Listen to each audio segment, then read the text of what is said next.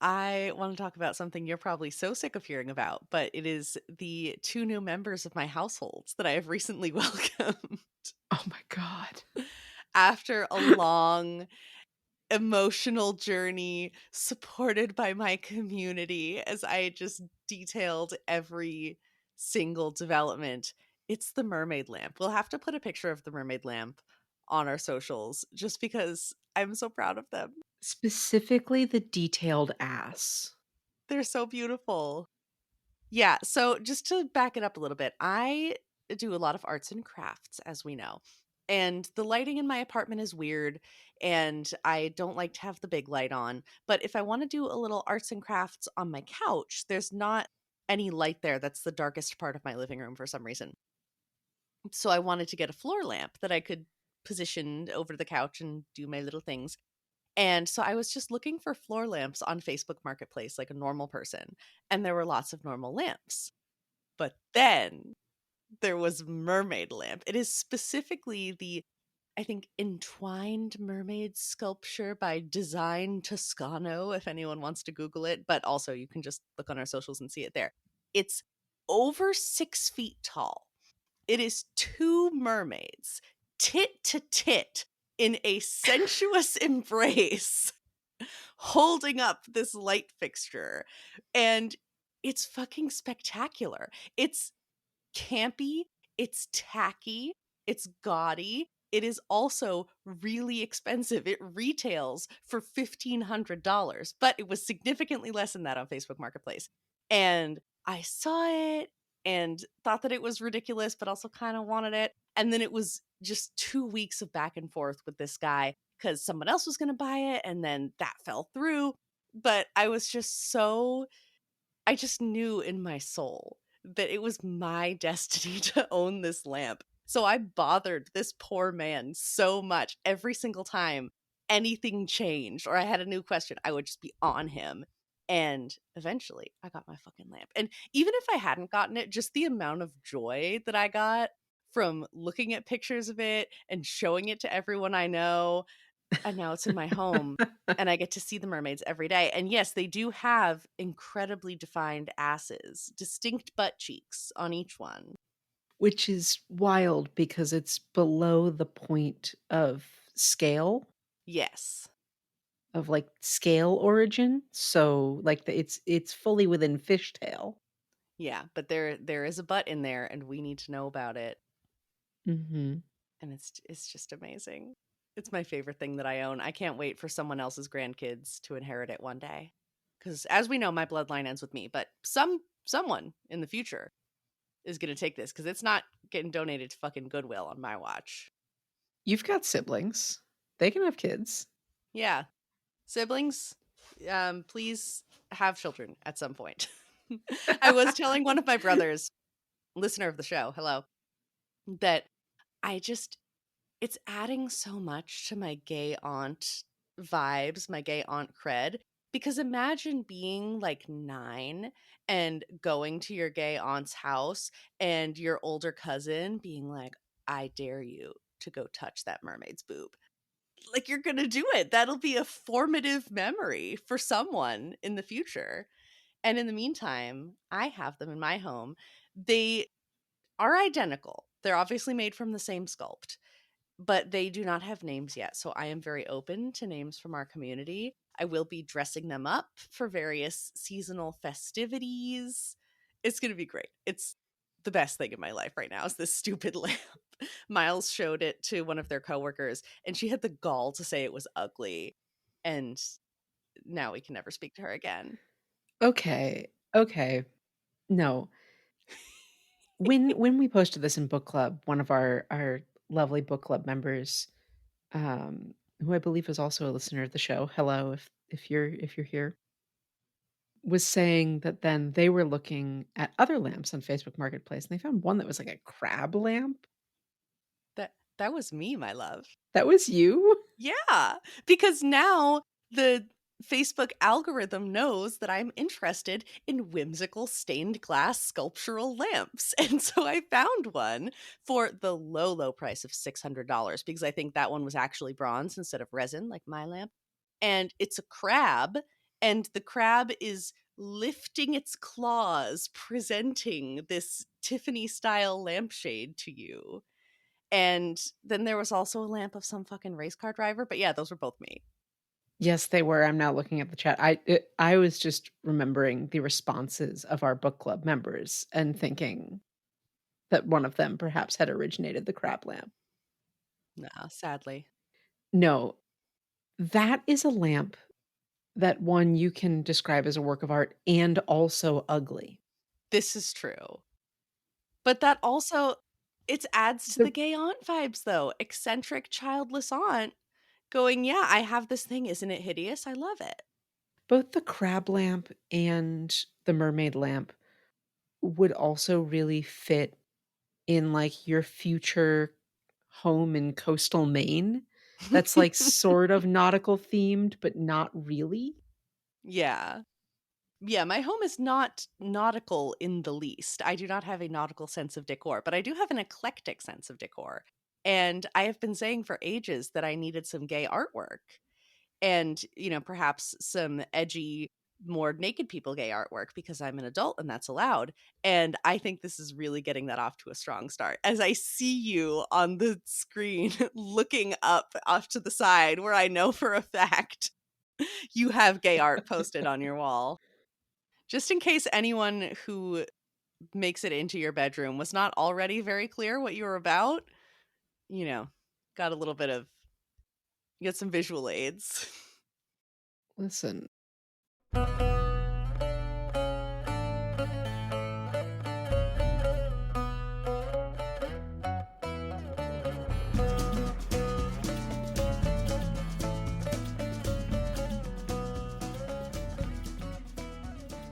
hello, everyone, and welcome back to this week's episode of The Fandom Apprentice. My name is Rin. I am the host that read Lord of the Rings as a kid.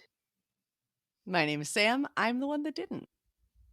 The purpose of the podcast, just to review, since it's been a little while since we've like gone over this, but here in episode 27 of our main content, I read Lord of the Rings as a kid. I was enamored with it. It became a huge piece of my childhood, of my love for fantasy, of how I run D&D games, of playing D&D, of all media that I consumed thereafter.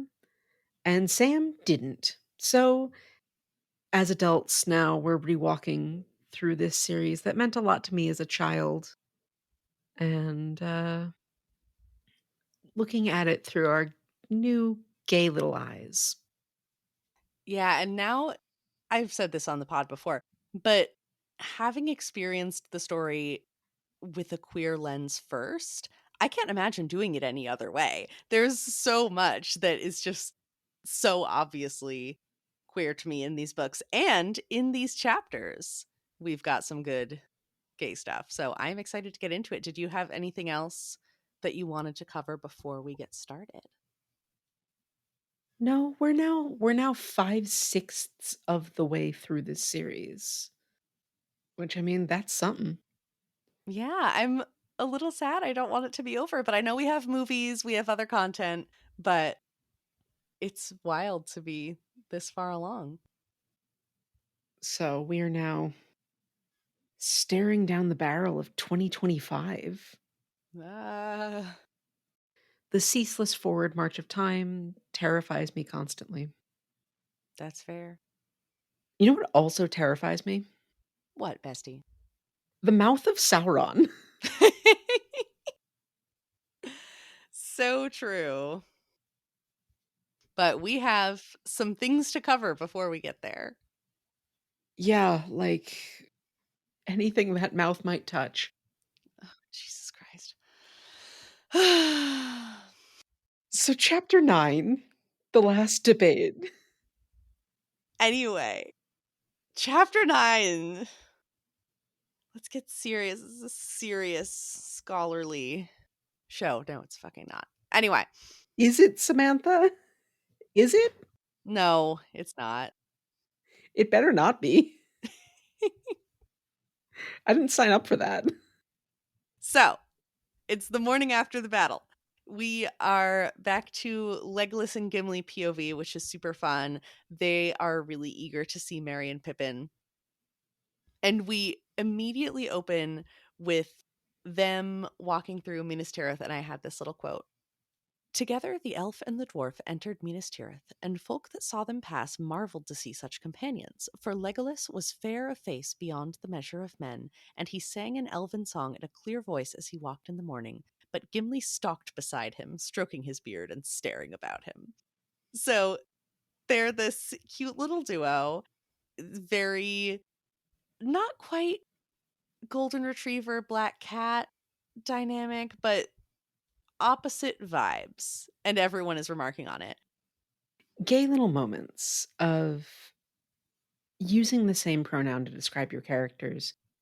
I read this while very tired, and so I read that line about Gimli stalked beside him stroking his beard, which makes it sound like he's just reaching up and stroking Legolas's beard as they walk.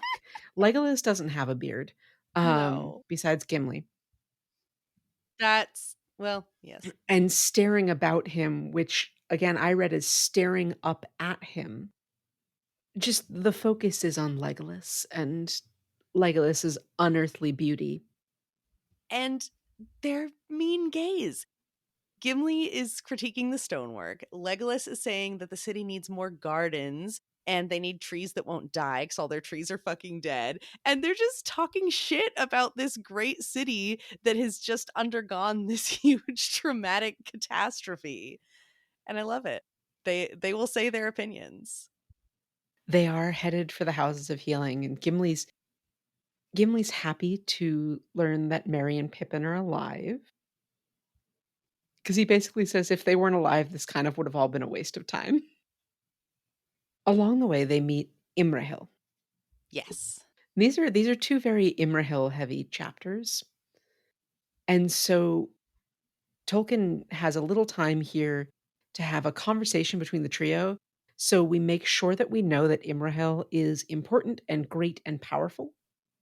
Yes, I was not expecting him to be this big of a deal, but I really like him. He seems like a great guy. At the end of this conversation, Legolas identifies Imrahil as like a great man, Mhm. kind of in part because he has elvish blood, Yes. right? And says that Gondor must once have been full of great men like him. And Gimli says the older great humans were the ones that made great things, but something went wrong and now they don't make good things. And humans kind of always disappoint in the end. To which Legolas kind of asserts that like humans might disappoint at times, but that greatness can still sort of rise again. Which I guess it leads to sort of an interesting question is, can non-great men create great things? Is greatness, which in this case is sort of implied to be some sort of racial superiority, a prerequisite for creativity? Hmm. Yeah, I guess I had not thought about it that way when I was reading it because I was focusing on sort of the end of that conversation when they're talking about how the deeds of men will outlast them both. And so what I was getting from that was the deeds of men will outlast Legolas and Gimli specifically, but also their cultures and their impact, despite the fact that it takes so little to kill men or set them back from their goals because they're saying, if there's a frost, if there's a bad harvest, if there's an earthquake, then all these men fucking die and then they can't do anything because they're not worth shit. And despite that, men are still able to make these lasting impacts on the world. But yeah, I don't know if they mean in the sense that it's just great men TM or if this is just a broader human quality. Well, and one of the things that I was taking away from this is that there is a shared fault to elves and dwarves alike. Perhaps in part because they're so long lived, that they're unwilling or unable to adapt to change. Mhm. And Tolkien shows like a fear of change across all his characters. The men don't want to accept change, but they're a lot more likely to survive and adapt to it, whereas the elves instead will go into the West and fade. Yeah, the elves see basically oblivion as their only option. Right, and the dwarves will hold a grudge for hundreds of years to then go back and fight a fucking dragon with 13 of them, to reclaim what was once lost. Yeah, and I feel like even though we have so many human characters, it's not really a book about humans. It's not about humanity explicitly. So we don't get a ton of, I feel like, human perspective on the existential implications of all of this, besides just we will lose wars and there will be, you know, immediate consequences to all of the conflict. But I don't think there's really been any humanity will end and all of the men will die in quite the same way. Right, but we are gearing up to, and you can sort of see it here, we are gearing up to an era in which there are no more elves and there are no more dwarves. Mhm. We are gearing up to some kind of ending here. The sort of apocalypse like nature of the destruction here, the almost post-apocalyptic description of how great Gondor used to be, the descriptions we've gotten earlier of the elves going to the sea, and then Legolas shortly here describing how he felt seeing gulls and the sea, and now no longer feeling comfortable on land and wanting to go to the sea and having that sea longing that lives within all elves. Regardless of the outcomes of all of this, humans are going to survive it. Mhm. The elves and the dwarves, not so much. Yeah, and this is dovetailing nicely going along with the plot because as these conversations are happening, they reunite with the hobbits. It's lovely. They are all hanging out in the gardens. They're discussing this feeling of unsettlement isn't a word, but discontentment now that Legolas feels now that he's had this sea longing awakened in him. And Gimli is really upset by this. He says, "Say not so," said Gimli. "There are countless things still to see in Middle-earth, and great works to do. But if all the fair folk take to the havens, it will be a duller world for those who are doomed to stay." And that speaks to, broadly this whole issue with we don't want all the elves to leave. But also, they've just survived a big battle, and Gimli doesn't want to think about the existential threat to their love. He doesn't want his boyfriend sailing off into the havens without him. Well, and they've now promised each other to go visit multiple places in Middle Earth together Yeah, they have plans. and show each other little pieces of their culture. And so Gimli's like, "Are you abandoning what we decided to do?" Yeah. What about us, Legolas? But they fill us in on the events of what happened after they left the paths of the dead. Yes, Merry and Pippin sense the discomfort and try to change the subject and ask about the journey, and Gimli really doesn't want to talk about it. Yeah, because he was fucking terrified. And so he doesn't want to admit that he was, so overcome by fear that he almost didn't make it through the paths of the dead. Mhm. But then Legolas, of course, has to flex on him a little bit because the hobbits keep pressing for details, and Legolas agrees to tell them a little bit. And he says, "I will tell you enough for your peace, for I felt not the horror, and I feared not the shadows of men, powerless and frail as I deemed them." Just I wasn't scared. I'll tell you because I'm a big brave elf boy. Mhm. Sure, Jan. Whatever you say. But we do get another song. It's short and it was not particularly exciting to me, but it was nice to see any kind of song after all of the bleakness and lack of songs that we'd remarked on previously. So that was nice. Yeah, it's clearly like a piece of a larger song. Mhm. This is Legolas doing the, like, I've been reminded of a lyric thing that, you know, whenever somebody says, "Oh, I'm, making my way there," you go, like, "Making my way downtown, walking fast." That sort of thing. That's exactly what's happening here. One of the things that comes up in this conversation is that Aragorn is of the line of Luthien. Mhm. We know he's the heir of Isildur, but that he's of the line of Luthien, of Beren and Luthien fame, Well, yes, I assumed. right? Do you know who else is of the line of Luthien, Sam? Am I supposed to know? I feel like we must have talked about it, but I don't remember. Elrond, Oh. which means so's Arwen. Oh, no. And I did the math. Mhm.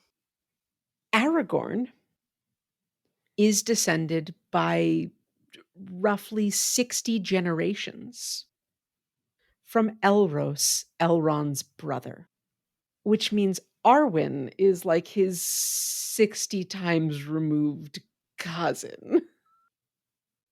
I feel like 60 times removed. If you're gonna be cousins, that's about as good as you can ask for. I mean, Ugh. yeah, to be fair, I didn't do the research on like how related any two humans are on Earth to each other, but I think it's like well within that. Like, It's just weird having their shared family member still be alive. yes. Damn. Yeah. I will choose not to worry about it. Yeah, I could do more research into that, but I feel like it's at that point it's probably fine, but it is weird to be especially for like I feel like especially for Elrond Mhm. to be like, "Yes, this is a descendant of my brother." But also it's got to be strange because Elros there were then 22 generations between Elros and Elendil and Isildur. So by the time Isildur, who we have heard so much about in this story, came around, we're already looking at 23 generations of removal Mhm. from Elrond's brother. And then there's a further like 35 generations before you get to Aragorn. Yeah. It is thousands of years. Yeah, I think at that point you're probably good, but it is still weird to especially be alive and remember all of that and just watch it all happen. Uh-huh. Yes. Yeah. The looking at the family tree, it's a bit of a bush. Hmm. I mean, Elrond's parents were second cousins. Mm.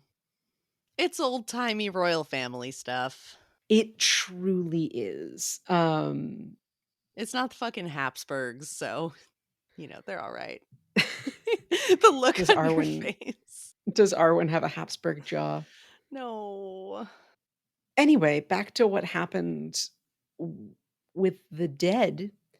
They came upon the corsairs of Umbar, and the dead helped them fuck them up. Yeah. But they were very merciful. They found a bunch of captives from Gondor that were on the ships and made sure that they were okay and let them go, and the Mhm. the zombies fulfilled their oath, and that was great for them. So it worked out very well. Yeah. And so they made their way to Minas Tirith, and at one point, through the sort of never-ending darkness, they see there were 2 lines in this section that made me think. The first was they saw, like, flames on the horizon, Mhm. and Aragorn says, "Minas Tirith is burning." And I just started the viral underclass today, and in the first chapter, the author makes a reference to the 1990 movie Paris is Burning. Mhm. So, I now am sort of imagining what the ballroom and drag scene is like in Minas Tirith, Ooh. Yeah. and has Baragond been to any of the bars? Oh, absolutely. Especially if all of the well, I know that some children are still there, but presumably a lot of the women have been kicked out to go somewhere else. Yeah. Oh, man. The gay scene must be flourishing. Baragond is mother. Um, Stop. No, he doesn't have that kinda this confidence. He's not that kinda leader. No, he doesn't.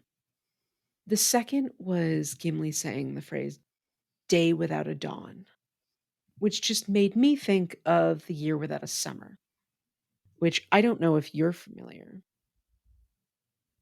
One of my professors in college was absolutely obsessed with the year without a summer, and particularly the, like, ecological effects that came out of that, but also the socio-political effects. The year without a summer was 1816.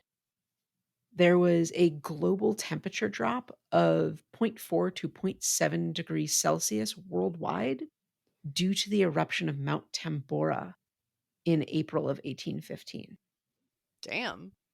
which basically created a volcanic winter due to massive amounts of ash being released into the atmosphere, blocking sunlight, leading to global cooling and global famine Mhm. due to crops failing around the world. And so thinking about Sauron's, I guess, ability to somewhat manipulate the weather, I almost am wondering, how much of these clouds are storm clouds, how much of this is perhaps explosions coming from Mount Doom or other volcanoes places, like, what are we looking at here? How temporary is this? What are going to be the ecological effects later down the line of these days without dawn? Yeah. That's a good question.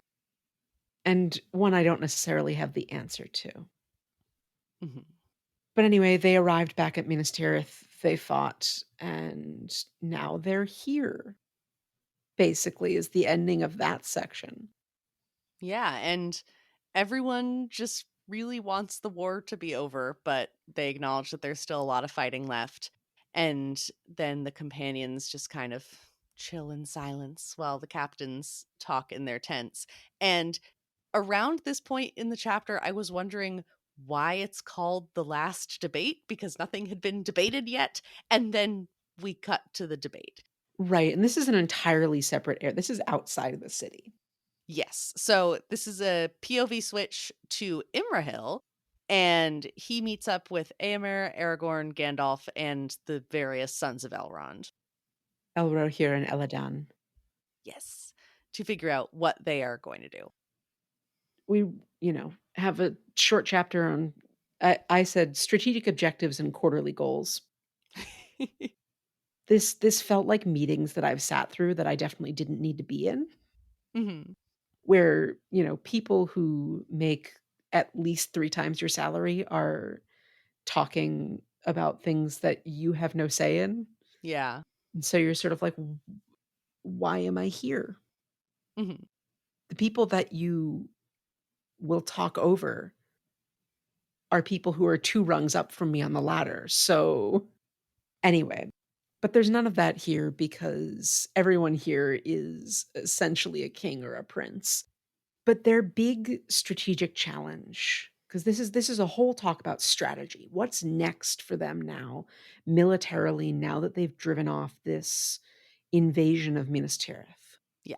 And the biggest issue facing them is the fact that, very simply, the enemy is stronger than them, and they just don't have any sort of force multiplier that can level those numbers.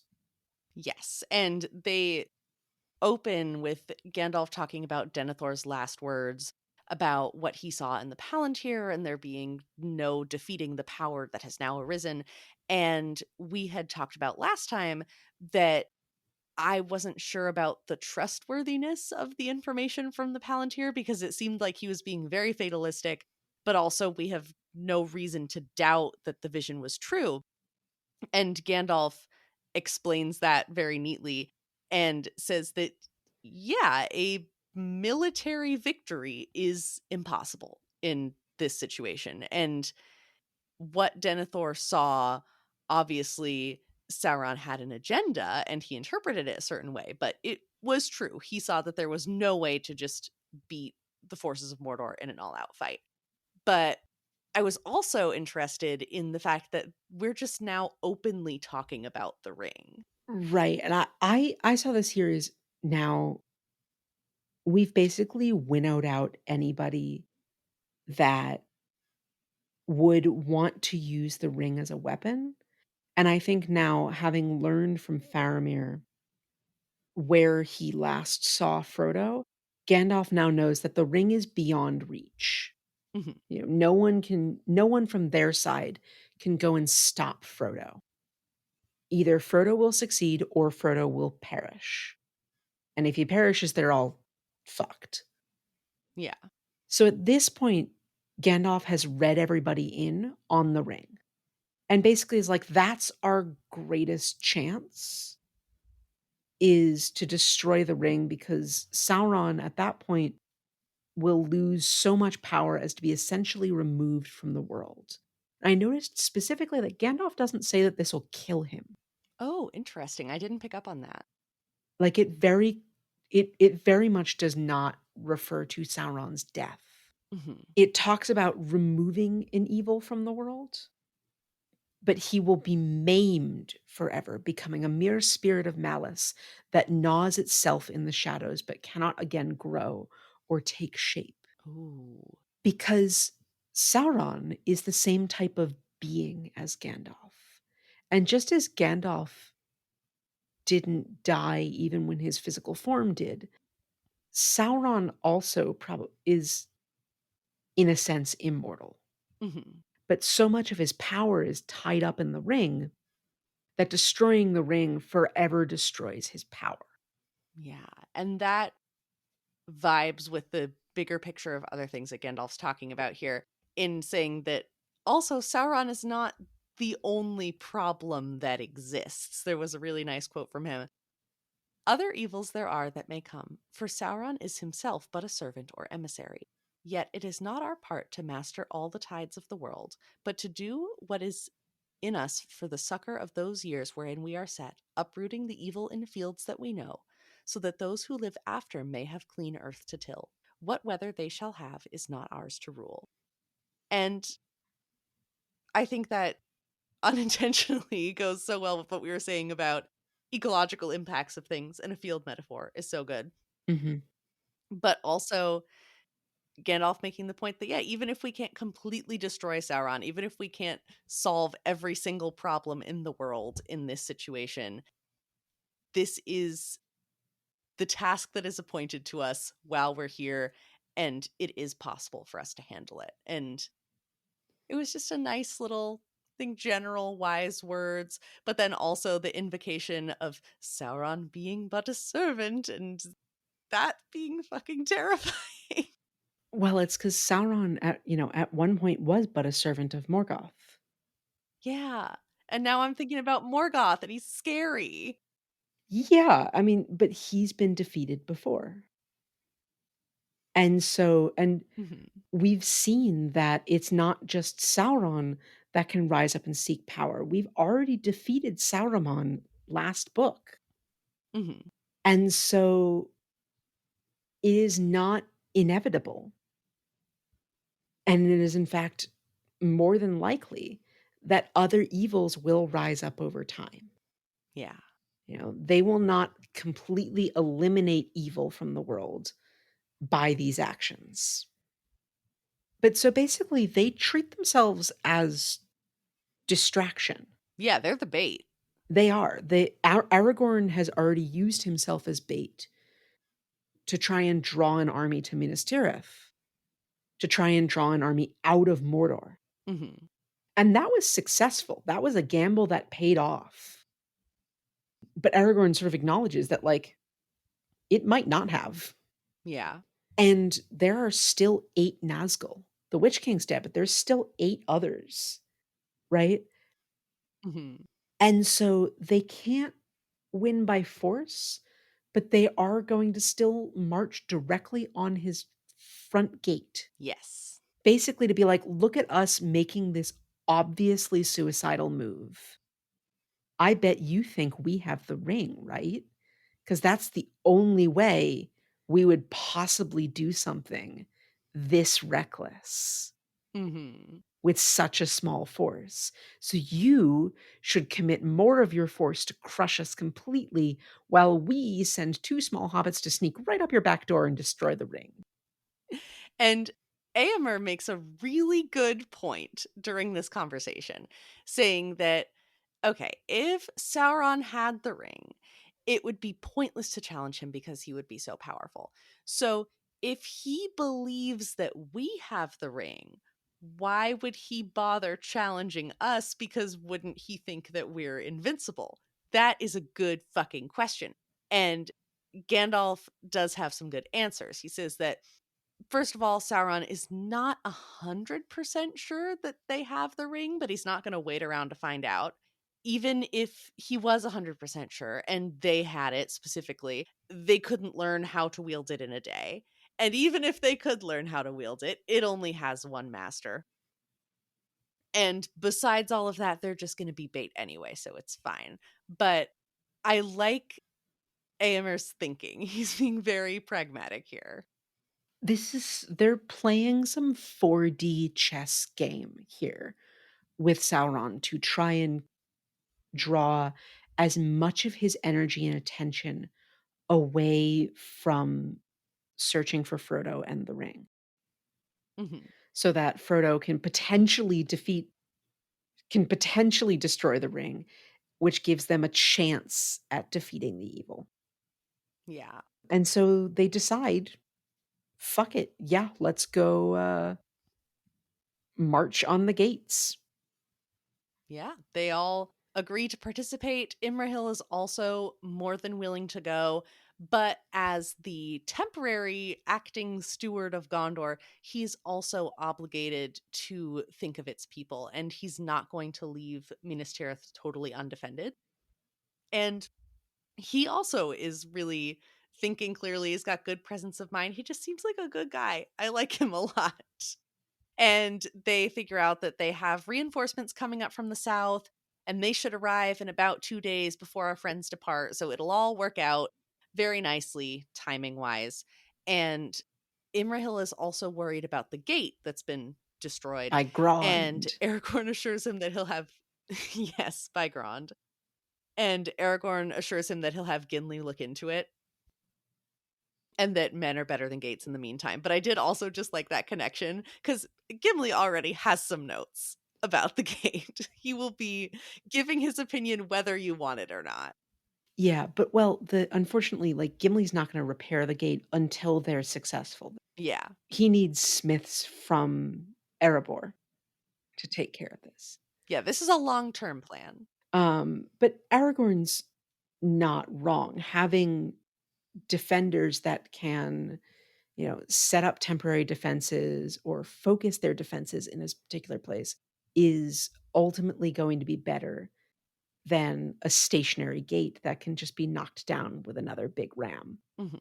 And I was thinking about these gates falling because of our book club book this month, which we're currently reading The Song of Achilles, which we've actually talked about on this podcast before.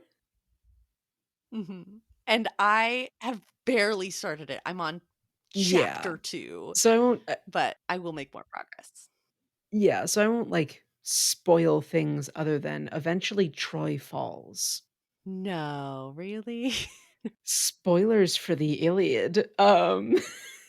Spoiler. Spoilers for Homer, sorry. But thinking about summoning basically magic to build these gates that were already magic and had to be shattered by magic, I was thinking about in Greek myth, the walls of Troy were built by Apollo and Poseidon. Oh, I didn't know that. Yes, as depending on which myth you read, either like in agreement with a king of Troy or as punishment by Zeus for rebelling against him and failing. Mm. So, if you are a Lore Olympus fan, which I read way too much of that before I tapped out, but Apollo rising up against Zeus is something that does in fact happen in Greek myth on more than one occasion. um, it's the sons always trying to overthrow their father's thing. Anyway, The sun, literally, heh, heh, because it's Apollo. heh, heh. Anyway, I did have a couple last little things about this before we move on to the next chapter. Yeah. So, they've all agreed to the plan. They reach the end of their debate. And this conversation was so calm and respectful that it, hand on my heart, literally was not recognizable to me as a debate because I live in an American hellscape. And if Tolkien had not described this conversation as a debate, it wouldn't have even occurred to me to describe it as one because it's just a calm conversation in which a bunch of people agree on a plan, bring up some reasonable concerns, talk it through, and then work out with a solution that everyone's on board with. That that's what a debate can be. So Ugh, I mean, obviously Tolkien does describe this as a debate, but my reading of this initially, I got something else out of it, which was, are you familiar with the phrase ultima ratio regem, no. the last argument of kings, Ooh. which Louis XIV of France had cast on his cannons? Damn. The last argument of kings is violence. The last debate, the last argument that they are choosing to make is military violence, use of military force against Mordor, despite the fact that they cannot win, despite the superior numbers of Mordor. And so, it's the last argument. It's their last debate, their last hope. I like it. So that was my thought off of that. Yeah. And Imrahil does a nervous laugh at the absurd inadequacy of this plan. The absurd inadequacy of the plan, because how many people are they bringing to assault Mordor? 7,000 if they can manage to rustle that up, mostly on foot. Mhm. And we don't know the size of the forces of Mordor, but it's basically implied that, like, 7,000 soldiers is like a joke. That's a walk in the woods. Yeah, that's a drop in the bucket compared to the infinite reserves of power that they have in Mordor. Mhm. And at this point, I'm just really missing Sam and Frodo. I hope they're okay. Just worried about everyone and everything. We'll find out eventually, Fucking hope so. maybe. Well, we'll learn some things this next chapter. Yeah, so did you have anything else, or should we go right on to chapter 10, The Black Gate Opens? No, I think we can progress to the Black Gate opens. Hell yeah. And I remember back in book 2 of The Two Towers, the Black Gate was closed. So now the Black Gate is Mhm. opened. And it did take me a while to remember what the Black Gate was. It's the big gate to Mordor. That's what it is. But as the newbie, as the apprentice, I am obligated to faithfully report when I forget shit. So if anyone else also forgets important shit, like what the Black Gate is, don't worry, you're not the only one. There's a lot to keep track of. There's a lot of names too in this chapter as they march through various parts of land, and I was like, "Isn't that here?" And had to sort of, like, try and remember where certain places are that we've already passed through or heard mentioned previously, because our characters came south through here, but now they're going back north, and anyway. I didn't dedicate too many brain cells to trying to keep track of that too closely. When you make the map for Instagram, I will enjoy seeing the map. Yeah, I'll have to remember to put the map on, I haven't put the map on a couple of, previous posts, but I'll have to remember to put it up again for this, because we are definitely moving through some interesting territory. Yeah. But they all get ready to march out without Mary. Yeah, he's still not recovered enough to go, so it's just gonna be Pippin. And Mary is left in the city with Virgil, and who's also watching Baragond ride out. Mhm. And I really hope this isn't the last that we see of Mary, because he's great. And he just had his amazing moment in battle. It sucks for him to be left behind.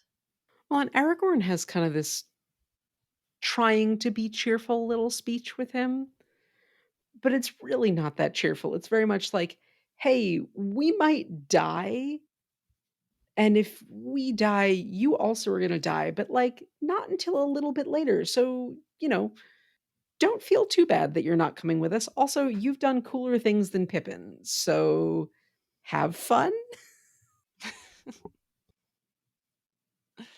Yeah.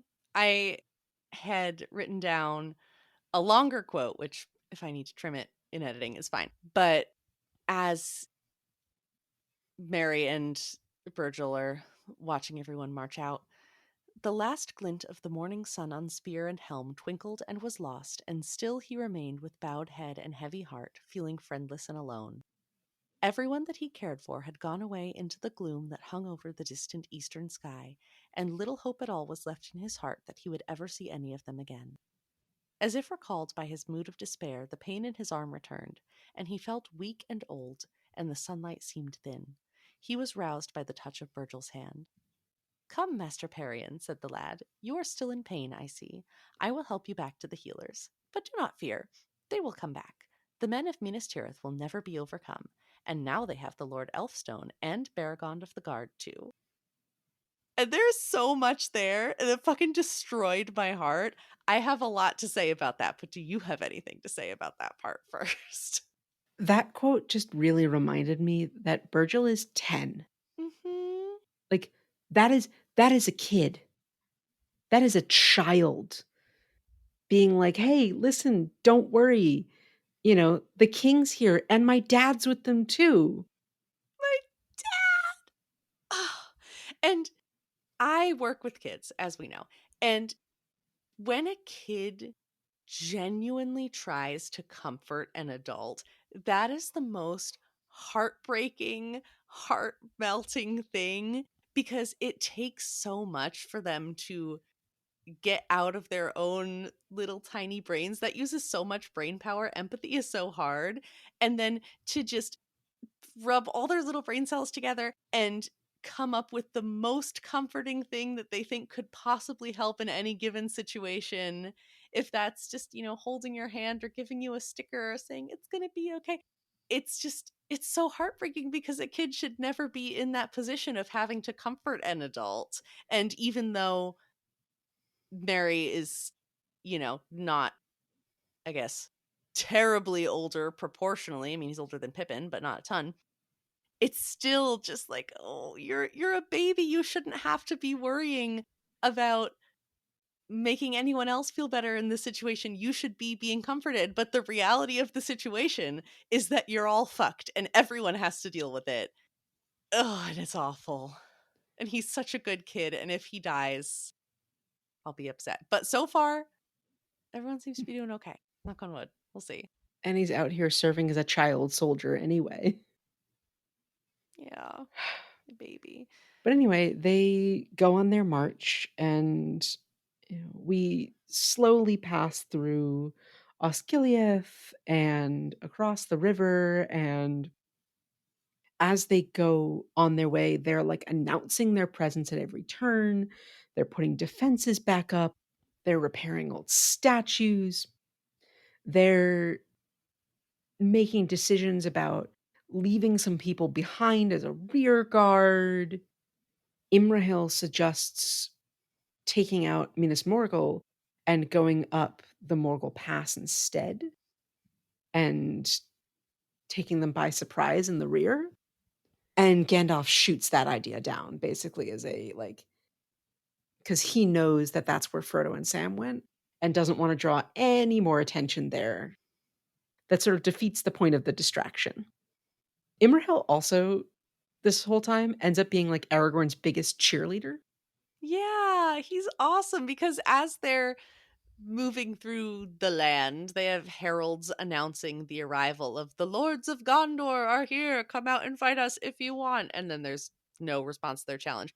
But then Imrahil insists that they change it to the King Elisar. And that's awesome. And they do. Because, yeah, he's Aragorn's number one fan. Mhm. I love it. It's funny because every time he's like, "I owe my fealty to the king," you can almost see Aragorn go and, like, raise a finger, because you know, not last chapter, but, like, a couple of chapters ago, Aragorn was like, "I'm not going to say that I'm king until this is all over, and I've had a chance to talk to Faramir," or, the steward of the city, who is now Faramir, and Imrahil's like, "Yeah, honestly, I don't give a fuck."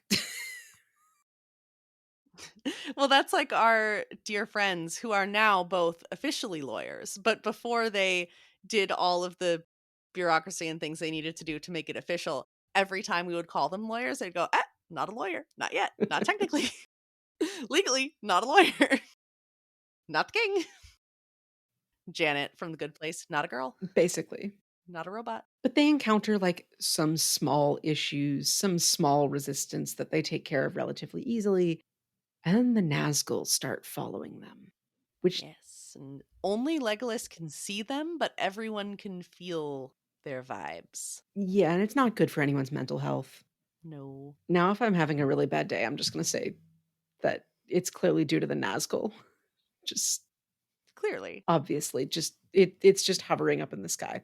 Mhm. But they finally reach roughly the Black Gate, and, some folks don't wanna go on. Aragorn sends them back to retake Cair Andros instead, 'cause he's like, basically, if you are too terrified to take these last steps, like, you're not going to be useful, and that's okay. Like, I understand the fear.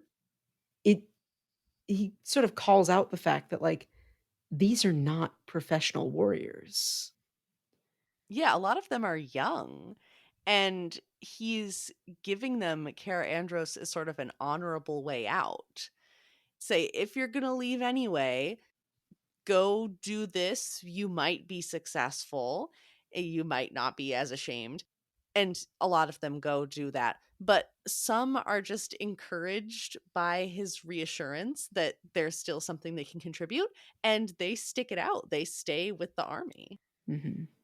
But so when they finally reach the Black Gate, between people they've left behind as a rear guard and this other force that they've now sent to Cair Andros, they are 6,000 strong. Mhm. And they send out their little parlay party with Gandalf, Eleanor, and Elrohir, Éomer, Aragorn, Imrahil. That's a lot of vowel names. Legolas, Gimli, and Pippin. Except Pippin is identified with Yeah. his full government name. Of course he is. Because we've learned nothing No. about secrecy. Although, I think if you roll up with that group of people, knowing your real name is not going to be your biggest concern. yes. It's hardly subtle. And the Black Gate opens. Or actually, to go back for a minute, the text identifies Pippin by his full name, by Peregrine, but not like Mhm. to anyone specifically. Oh, interesting. It's describing like who the party is that's going to negotiate. There's also a throwaway reference to the landscape, and there being slag and broken rock and blasted earth, the vomit of the maggot folk of Mordor. What are the maggot folk? Is that Orcs. just a colloquialism? Are there real maggot Orcs. people? Okay, orcs. Okay, because I was imagining worm people, and it was very unpleasant. So I'll take orcs. That's good. It's a derogatory sort of term for the orcs. It's, describing them essentially as low as maggots. That the destruction Well, that seems like a big generalization. Yeah, the destruction that they have wrought as, like vomit, like completely disorganized. Gorbag and Shagrat deserve better. They do, they and their gay commune. Yeah. Anyway, the black gate opens, Yes. and out of it comes the mouth of Sauron. It's fucking horrible. I know I've read a lot of quotes this episode. If you want the quote or if you want to paraphrase what this motherfucker looks like, by all means. Let's see. At its head there rode a tall and evil shape mounted upon a black horse, if horse it was, for it was huge and hideous, and its face was a frightful mask, more like a skull than a living head, and in the sockets of its eyes and in its nostrils there burned a flame. And I think that's just the description of the weird, creepy horse thing. But its rider is no ringwraith, no spirit, but a human, a black Numenorian. Which, yikes. That's Tolkien, buddy. Um, Trying to give you the benefit of the doubt here. We can't with Black Numenorians all being evil worshippers of Sauron. Try again. well, it's not a racial description. I know, but still, It is still can't do that. no. Most depictions of Black Numenorians do depict them as like light skinned, as white, more or less. Well, that's because people can only conceive of Lord of the Rings characters as being white. This is true, except for the dark skinned Haradrim, obviously.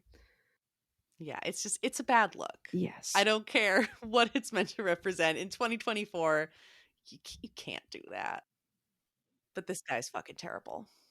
I was sort of interested to think about how old he is. Because if he's Mhm. of the line of Numenorians, and Black Numenorians specifically were Numenorians who followed Sauron after the fall of Numenor. Numenorians live a long time, up to 3 centuries, roughly. Mhm. And it mentions that the mouth of Sauron, who no longer has a name, or if he did, it's not recalled anywhere. It mentions that the mouth of Sauron has been in Sauron's service since Barad-dûr was rebuilt, which was about 70 years ago at this point. But it's sort of unclear of whether or not this particular mouth of Sauron was alive, like, all the way during the last alliance, a couple of thousand years ago, or if he's a descendant of the Black Numenorians of that era who is now in the service of Sauron. Mhm. And I think that's probably the case, considering he's a quote living man. Yeah, that's the vibe that I got. But the idea sort of being that he is the direct foil to Aragorn. Mhm. He is Aragorn in reverse. And he does taunt Aragorn, and they have a little staring contest. And he tries to sass our guys. And, seeing obviously that they've showed up armed, with all their forces going, "Oh, I'm just a messenger. Don't hurt me, teehee." And he's saying, something about there being customs about not hurting messenger. I'm just the mouth of Sauron. I'm not Sauron.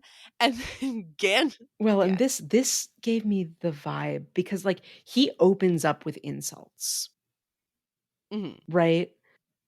Basically saying Aragorn is, too dumb to understand him and, not a worthy king, worth no more than any brigand of the hills, doesn't have enough soldiers.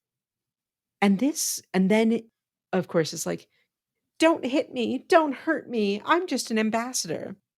And this gave me the vibe of, like, conservatives online who will say, like, heinous shit to you, Mm. and then when you're just like, "Dude, shut the fuck up," they get all, "You're oppressing me. It's my free speech. Why you're so mean." Like, shut the fuck up. You wanna be a victim so bad. Yeah.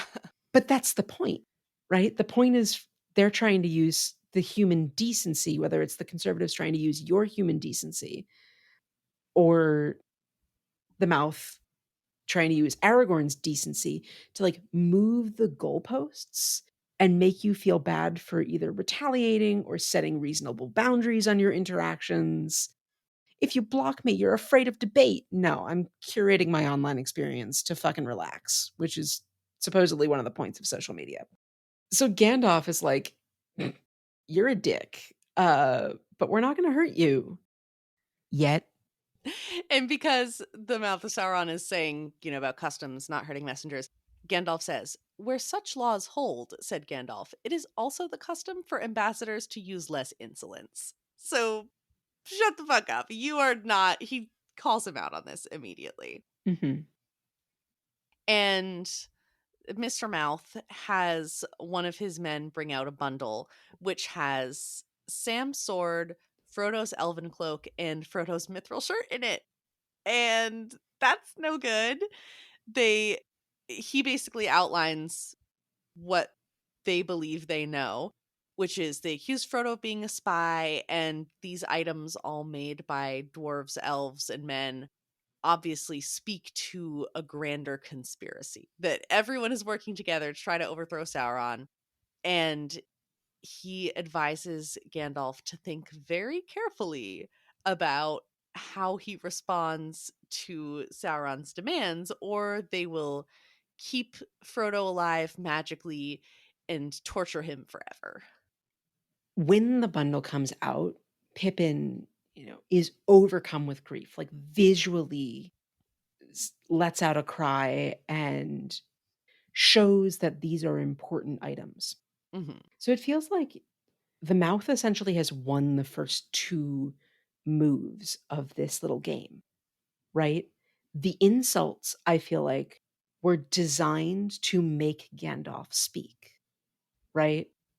Because when Gandalf speaks, the mouth turns to him and goes, "So you're the spokesman. Well, we know who you are. And we know that you can't oppose Sauron." Because they're the same type of being, Gandalf was, when he was sent to Middle-earth, initially forbidden from going toe to toe with Sauron. Oh, I didn't know that. But now he's here, and now he is going not necessarily directly against Sauron, but he's serving not just as an advisor, but as a leader almost in his own right. Mhm. He doesn't bring any additional force to the field, but he isn't just serving in, like, an advisory capacity. Yeah.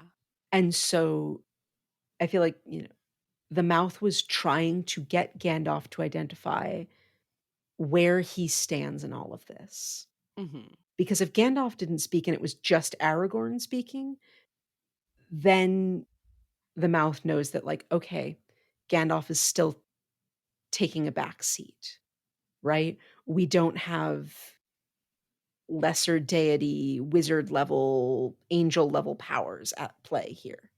Yeah. But Gandalf speaking up is like, okay, that's where we're at. Good to know. Yeah, you no longer have plausible deniability. You've outed yourself as fully being on their side. And similarly, when Pippin has that moment of grief when Frodo and Sam's goods are brought out, the mouth knows that they belong together. Mhm. Like that whoever they took these off of, wherever they found these goods, that was part of this organization. And so they can use that as a negotiating tactic. If they brought these out and the parley party was like, Never seen these things before. That's wild." The mouth couldn't have been like, "Well, we have one of your people," because then the party still has plausible deniability, as you were saying, as to whether or not, this being who is loose or captured in Mordor, uh, is part of their party. But based on this conversation, the mouth is threatening eternal torment on the captured hobbit, but he keeps referring to a singular being. Yes, I noticed that. Uh-huh. And we know that these things come from 2 people because they specifically mention Sam's sword and Frodo's mail. Yes. And the cloak could come from either of them, right? But the mouth and thereby Sauron only knows of one of them, and we know that Frodo was captured. So Sam is still out there. Yes, I was so worried. I was taking my notes and I was writing down that they're going to torture Sam and Frodo forever. And then I was looking back at the text and going, wait, no, they're only talking about one hobbit, which means that Sam is still out there somewhere. Right, because we are 9 to 12-ish to, like, 12-ish days from where we left Sam and Frodo, right? Because they were getting captured at the same time that Faramir was fleeing Osgiliath, and then there was, like, Hmm. 2 days of battle, and then a couple of days of healing, and then 2 days while they gathered, and then a 7-day march here. So, it's been, like, 2 weeks. So, whatever shit has happened in that time, Sam has not been discovered. And I think it's also telling because Gandalf then is basically trying to be like, "You're showing us this stuff, we need fucking proof of life." And that's where negotiations break down, Hmm. roughly. That's when the mouth moves on from talking about the spy because the mouth has no more information. That's all they've got. Yeah. It's he confirmed that whoever is loose in Mordor was together with this group of people, that they are aligned on the same goals and has no further information from there. Yeah. And he offers a totally unreasonable hostage deal. I don't think it's a hostage deal. That's the thing. Oh, okay. Is it's Gandalf is treating it as a hostage deal because that puts them on equal footing. But the mouth essentially is offering them terms of total surrender Yeah. to maintain the upper hand that they clearly have in numbers. It's a very David and Goliath scenario. Whereas like the mouth is trying to very clearly place Mordor where it is as the superior force, as having, all the cards. And Gandalf is trying to be like, well, we're on equal footing, actually. Yeah. Gandalf basically says no fucking way to these absolutely ridiculous bonkers total surrender terms. And the mouth of Sauron basically says take it or leave it. And Gandalf goes, actually, you know what we will take? And then uses the force again to get all of the stuff and just yeet it over to himself and says, fuck you and fuck your terms. I think he physically walked over and took them. I thought it was a magic swoopiness. We can roll the tapes and find out. He did magic swoopiness to make the mouth recoil. Oh, and then maybe he just gets up and takes it. I like that more, actually. And Gandalf coming seized and took from him the tokens Amazing. coat, cloak, and sword. Yeah. So he just fucking snatches the stuff up and then says, get you gone, for your embassy is over and death is near to you. So good. A plus. And he leaves, and the battle is on. Yeah. Because literally it says, like, before they got back to the gate, the trap is sprung. There are Easterlings and orcs coming out of the gate and out of the hills. And so the army, which is positioned on 2 hills, makes 2 rings to sort of defend themselves on all sides. Yeah. There's very little time to react, and the Nazgul show up because, of course, they do. And Yeah. poor Pippin is completely without hope, but he looks at his sword, and at least that motivates him to do some murder if he can. For it seemed best to him to die soon and leave the bitter story of his life, since all was in ruin. Well, well, now at any rate I understand poor Denethor a little better. We might die together, Mary and I, and since die we must, why not? Well, as he is not here, I hope he'll find an easier end. But now I must do my best. Mhm. And so he draws his sword, and then the enemy hits the shield wall. And very quickly, Baragond goes down. Yeah. It doesn't say the word die specifically, so Mm-hmm. who's to say? But Pippin does retaliate against the orc that smote Baragon and kills that orc, but then the orc falls forward. Troll. Oh, troll. Excuse me. A troll. Bigger. Yes, bigger and badder. So then the troll falls forward and crushes Pippin, and he passes out. And I have another long quote. But I think that it is worth reading because it's the end of the chapter and it's evocative and is setting the tone for where we're going to leave this group of characters. So it ends as I guessed it would, his thought said, even as it fluttered away, and it laughed a little with him ere it fled. Almost gay it seemed to be casting off at last all doubt and care and fear. And then, even as it winged away into forgetfulness, it heard voices, and they seemed to be crying in some forgotten world far above. The eagles are coming! The eagles are coming! For one moment more, Pippin's thought hovered. Bilbo, it said. But no, that came in his tale long, long ago. This is my tale, and now it is ended. Goodbye. And his thought fled far away, and his eyes saw no more. So, first of all, if Pippin's fucking died, I'm gonna throw my computer into the ocean. There's no way he died. I refuse to believe that Pippin is dead. But we have his resignation. We have for a second I thought that the Eagles were actually coming, which would have been amazing. But no. We have the parallel to the Battle of the Five Armies and the fact this isn't like that. There's no one coming to save us.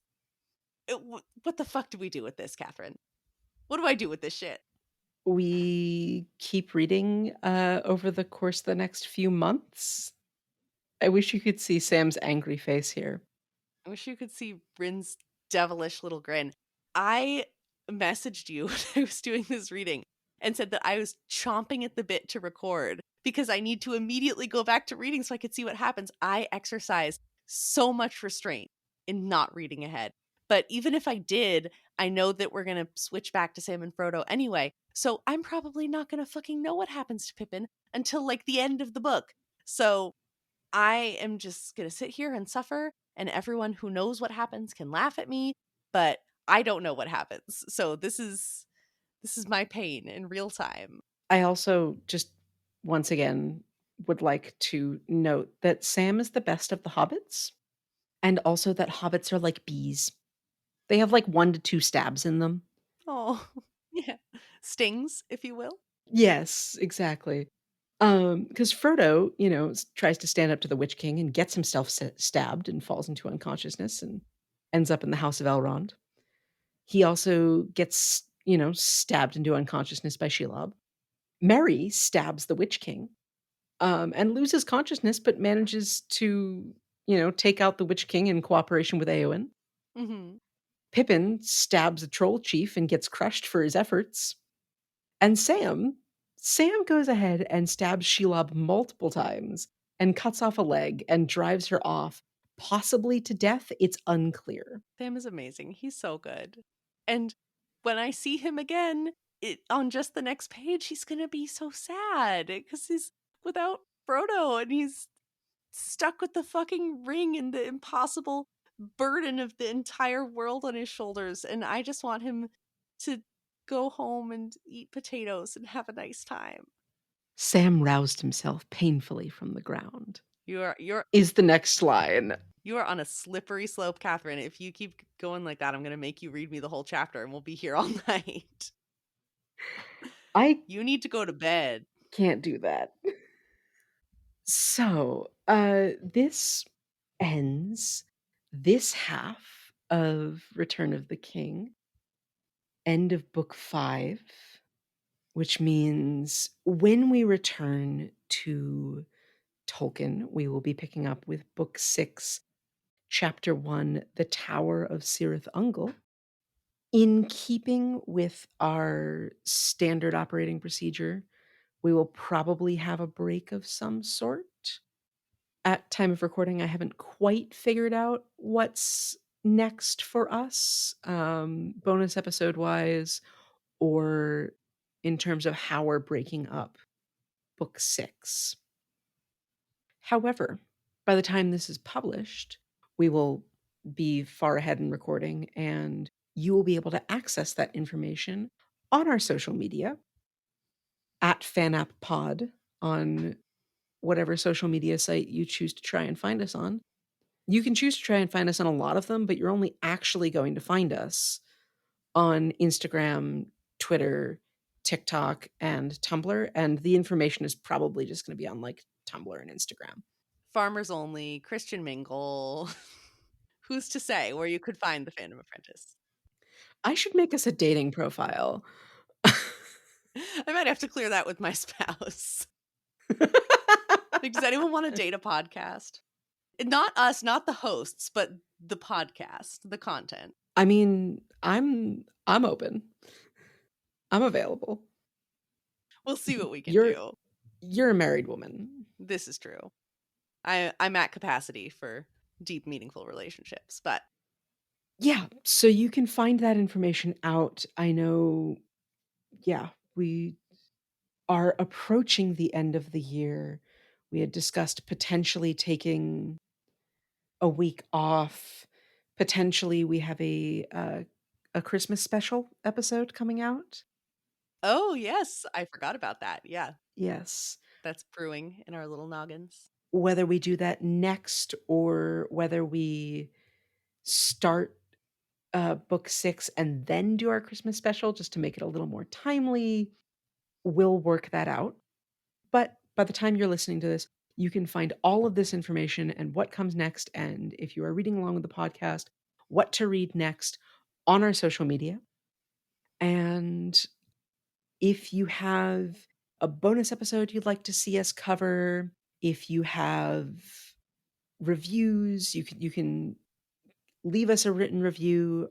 If the podcast platform you're listening on allows that, you can leave us a comment on the videos on YouTube. I need names for my mermaids. You can leave us comments about that on our socials, whatever. You can also always send us an email at thefandomapprentice@gmail.com. I'm signing us out unless we have any other commentary on these 2 chapters or book 5 as a whole. I feel like I don't have anything on book 5 as a whole, but just thank you everyone for hanging out with us for an entire year, whether you've been with us from the very beginning or jumped in at some point along the way. It's really cool that people listen to the show, and we are very happy to be here making it really just for each other, but anyone else who wants to join in with us is really awesome and we appreciate it tremendously. Yeah, we're having a good time, and we get the occasional message from listeners, usually in our DMs, usually with, like, commentary on weird shit we've said, and I really enjoy it because as I've said, I'm the quote, unquote, "Tolkien expert," which means that, like, yeah, I read a lot of Tolkien as a kid, but it's been a few years, and so, between that and the random tangents that we go on and the little pieces of inspiration that we pull out, I always love hearing from our listeners that know more about a particular topic than we do. If you're correcting us, be nice about it. Everyone has been very nice so far. I don't think we've Everyone's been received a lovely. single mean message. So keep that up, We have friends. not. We have not. But, I'm having a lot of fun with our little queer reading.